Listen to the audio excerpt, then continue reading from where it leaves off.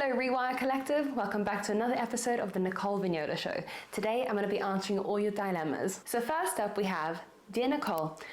No one actually said Dear Nicole in any of these messages, but I'm going to put that there because I feel like I'm writing to Channing Tatum and Dear John, and it feels like he's writing me a letter with a dilemma. Dear Nicole, I need your help with doing the mundane, boring stuff. I don't have any motivation. Okay, the thing is, there's so much availability of consumption all the time, everywhere, the fun stuff. You know, we can quickly just go on social media. Oh, I'm bored, let me just check my phone.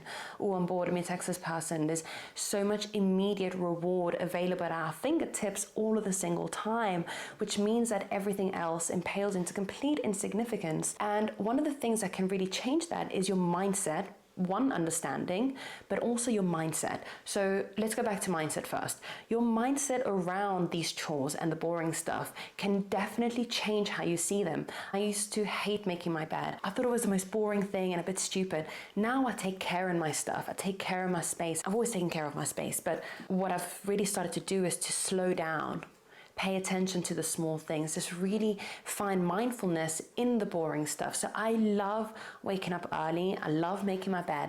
I love cleaning up the kitchen. I love doing the chores. I love tidying up. I love getting the day ready so that I then can crack on with my day because it sets the tone for the rest of the day. It's like putting the sat nav on.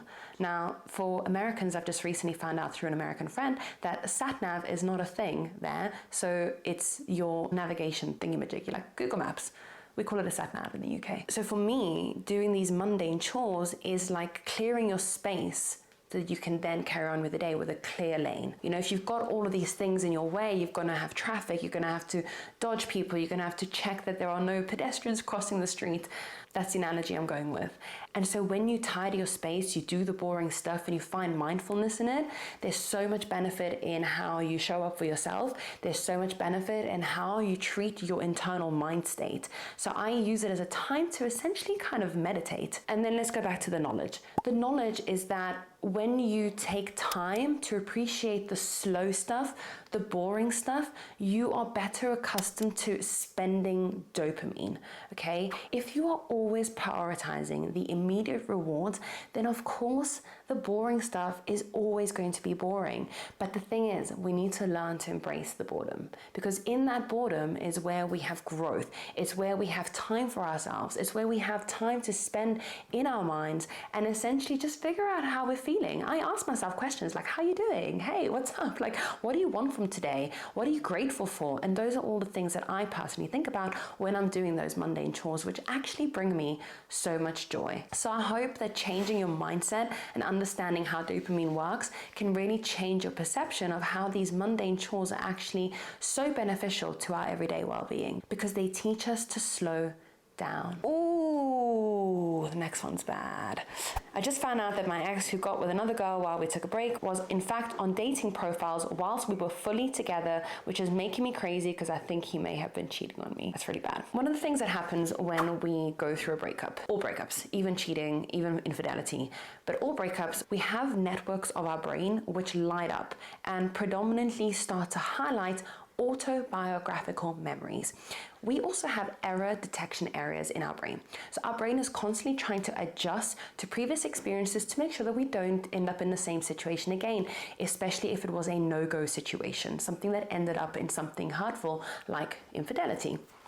And so these autobiographical memories where you reminisce and you start thinking about the past and you start to try and figure out where you went wrong, what you could have done differently, you start playing it up in your head, they are all more lit up during these stressful times of a breakup. Now, what that means is that you'll probably end up retrospectively trying to change the situation that you absolutely cannot change. So the one thing that I always say is if you can use that energy to take that into your next relationships, so figure out what were the red flags? Figure out at what point that you maybe have a little bit of an inclination. What could you notice sooner in the next relationship? What it is that you want from a next relationship and what it is that you don't want. Because we have this amazing ability to self-correct, but we tend to do it in retrospect and that keeps us stuck. So I would say use that energy to look forward to the future and now you know what you want, you don't want, and you have a better barometer for the red flags, the ones that maybe you did choose to ignore. I have been in that situation where where I was like, I can fix him. And we move and we learn. Nicole, how do I deal with seeing someone every day who rejected me? We work together. That one's really tough. That one's really tough because one of the suggestions that I normally give to people when going through breakups or when going through anything is to completely sever. Don't stalk, don't check, don't find out, don't think about them, delete messages, delete photos. If you don't want to delete the photos because there's some nice memories, put them in a hidden folder and come back to them at a later stage when you can actually process. Now, the thing is that rejection is deeply innate. You know, if you take it back to evolutionary times, it didn't serve us to be rejected from our tribe because that meant death. It meant that we wouldn't survive. We needed a tribe. We still do to a much degree, and we'll talk about loneliness in another video for sure. So rejection is deeply, deeply hurtful, and it can light up parts of our brain that are associated with physical pain. And so there's going to be this element of where you're trying to prove to this person why you shouldn't be rejected. What I would do is I would just take the rejection face value. And what I mean by that is instead of trying to prove yourself different or prove them different, just accept things for what they are. You cannot control what you cannot control. And it sounds obvious when saying that. What you can control is how you show up for yourself, how you show up in front of this person, how you show up at work. I know you just said that you work together. How you choose to carry yourself in these places. Now, another thing that you can do is that your body language is everything. And I say it all the time, sexy is an energy. Because when we carry ourselves with a particular body language, it communicates nuances to the world about how we see ourselves. So, you know, there has been research around doing things like Superman pose and, you know, self-positive affirmations and positive self-talk. So one of the things that you can do is you can practice the scenario as to how you're going to act while you see this person at work. So I talk about it in Rewire. It's called preparing for setbacks. When you have prepared or rehearsed a particular scenario in your head, when you then come face to face to it, you are better prepared at dealing with it so that you don't end up crumbling under pressure, saying silly things, overthinking everything, thinking that there's something wrong with you, thinking that you're silly or an idiot, etc. All of these things that we say to ourselves in these particular scenarios. So one thing that you could do is you could practice how are you going to greet this person when you see them every single day. Are you going to be like, oh hey, or try and say things to them, or you're just gonna be like, hey, good morning, and then just carry on with your day. So that's one example. You know, I don't know the nuances of what you have to discuss at work. You know, I could probably do a whole podcast on this, but that would be my suggestion is watch your body language, sexy as an energy, practice how you are going to be around this person when you see them so that you're not caught off guard and then you say something silly. And you cannot control what you cannot control. You cannot change this person's mind. You cannot prove them wrong. The only way that you can prove them wrong is by being true to yourself. When you're true to yourself, it doesn't really matter what anybody else thinks. Dear Nicole, they didn't say Dear Nicole, but I'm still talking to Channing Tatum. Dear Nicole, I'm interested in what you understand brain fog to be and how best to alleviate the symptom.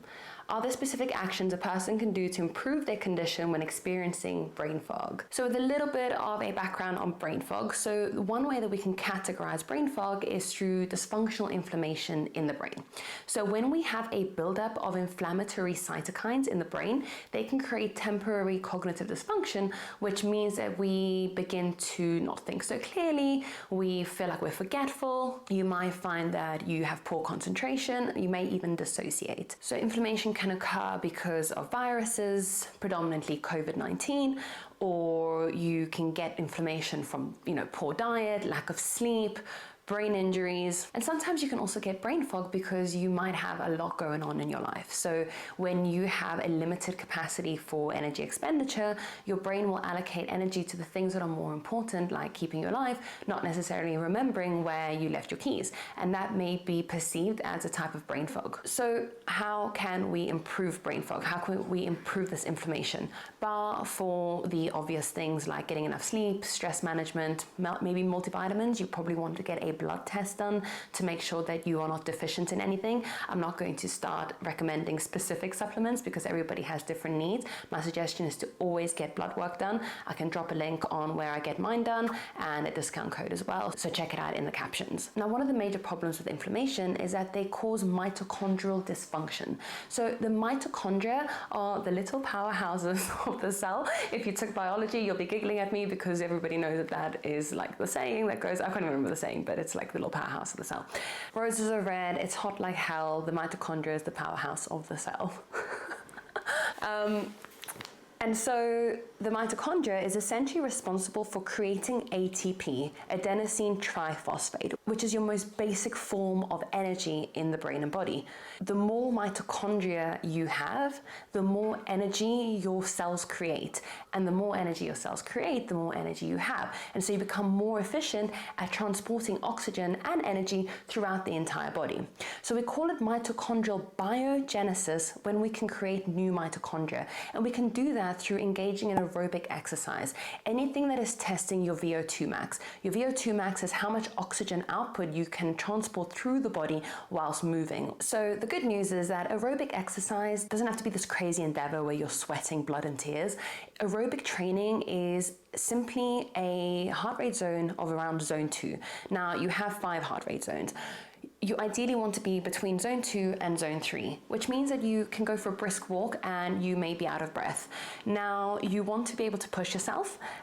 For some people, you know, a brisk walk is not going to be a zone 2. I run quite a bit, so for me, it's probably a light jog. And you ideally want to be doing this for around 120 to 150 minutes per week. Ideally, at least 2 45-minute sessions per week, and then your add-ons will kind of be added on through just everyday lifestyle burning energy.